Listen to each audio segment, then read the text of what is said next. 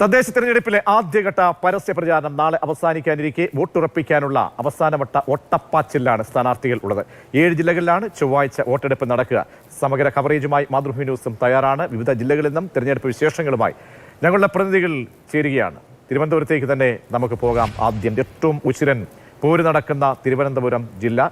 വിമതശല്യം ഇരുപക്ഷത്തെയും മുന്നണികളെ LDF-നെയും UDF-നെയും തന്നെ വേട്ടയാടുന്നു എന്നുള്ളതും നമ്മൾ എടുത്തു പറഞ്ഞതാണ്. കോർപ്പറേഷനിലടക്കം പ്രധാനപ്പെട്ട വാർഡുകൾ ഒക്കെ തന്നെ പിടിച്ചെടുക്കാനുള്ള അങ്കക്കലിമൊത്തുള്ള ഒരു പോരാട്ടം നമ്മൾ തിരഞ്ഞെടുപ്പിൽ കണ്ടതാണ്. എന്തൊക്കെയാണ് പ്രചരണ വിഷയം ആയത്, എന്തൊക്കെയാണ് മുന്നണികളുടെയൊക്കെ തന്നെ അവസാന ഘട്ടത്തെ പ്രതീക്ഷ എന്ന് നോക്കാം. BJP-യുടെ പ്രചരണ ക്യാമ്പിൽ നിന്നും ജിബിൻ JV ചേരുന്നുണ്ട്. ജിബിൻ, BJP-യെ സംബന്ധിച്ചോളം ഇത്തവണ കോർപ്പറേഷൻ പിടിക്കുക എന്നതായിരുന്നു അവർ ആഹ്വാനം. പക്ഷേ ഒരുപാട് തിരിച്ചടികളാകുന്ന പല സംഭവങ്ങളും തിരുവനന്തപുരം കേന്ദ്രീകരിച്ചുണ്ടായി. എന്നിട്ടും പ്രചരണ രംഗത്ത് സജീവമായിരുന്നു BJP.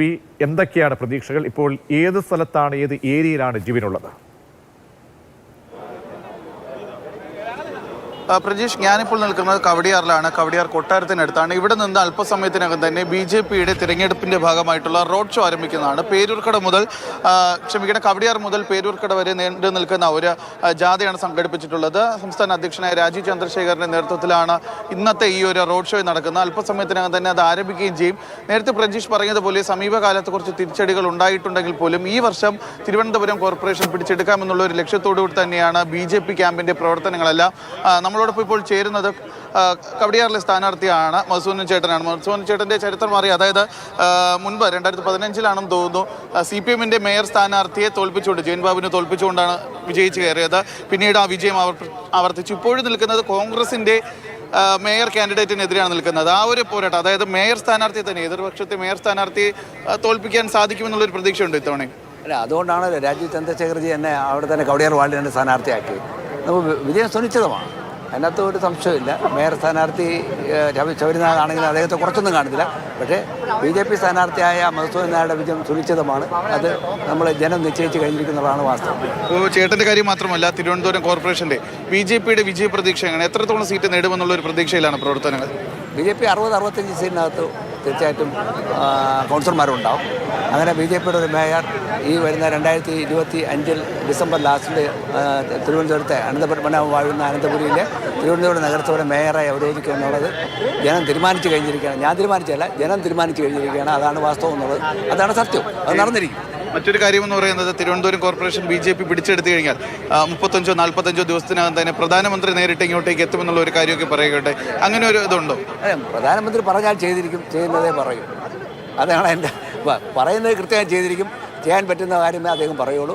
അതുപോലെ തന്നെയാണ് രാജീവ് ചന്ദ്രശേഖർ. ചെയ്യാൻ പറ്റുന്ന കാര്യം കൃത്യമായി പറയും, പറഞ്ഞ കാര്യങ്ങൾ കൃത്യമായി ചെയ്തിരിക്കും. അത് ജനങ്ങൾ വിശ്വസിക്കാം. ഈ സമീപകാലത്തുണ്ടായ ചെറിയ തിരിച്ചടികൾ, പ്രത്യേകിച്ച് തിരുമല അനിലിൻ്റെ പോലുള്ള മരണങ്ങൾ, അത് ഈ തെരഞ്ഞെടുപ്പിൽ ഒരു ചർച്ചാ വിഷയമായിട്ടുണ്ട്. BJP-ക്ക് അങ്ങനെ ഒരു പ്രതിഷേധം എന്തെങ്കിലും BJP എതിരെ ഉണ്ടായിട്ടുണ്ടോ?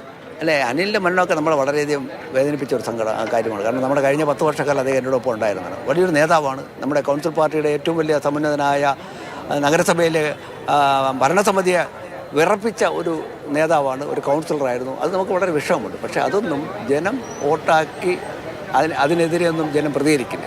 കാരണം ജനത്തിന് അറിയാം എന്തുകൊണ്ടാണ്. കാരണം ഈ കേരളത്തിൽ ഏകദേശം 13,000-ഓളം സൊസൈറ്റികൾ ഇത്തരത്തിൽ അവതാരണത്തിലാണല്ലോ. അതുകൊണ്ട് തീർച്ചയായിട്ടും അനിലിൻ്റെ ആ ജനങ്ങളോടുള്ള പ്രതിബദ്ധത, അദ്ദേഹത്തിൻ്റെ കമ്മിറ്റ്മെൻറ്റ്സ് തൻ്റെ ഉത്സവിച്ച് തൻ്റെ ബാങ്കിൽ ഡെപ്പോസിറ്റ് ചെയ്ത് അത് സമയബന്ധമായി കൊടുക്കാൻ സാധിച്ചതിന് ആ മനോവിഷമം. അതിനകത്ത് പാർട്ടിക്കൊന്നും അത് ഇലക്ഷനൊന്നും ബാധിക്കാൻ സാധ്യതയില്ല എന്നുള്ളതാണ് നമ്മൾ മനസ്സിലാക്കുന്നത്.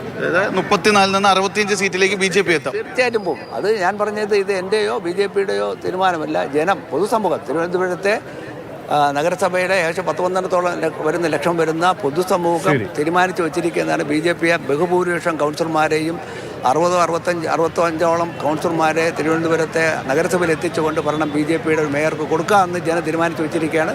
അത് നടന്നിരിക്കും.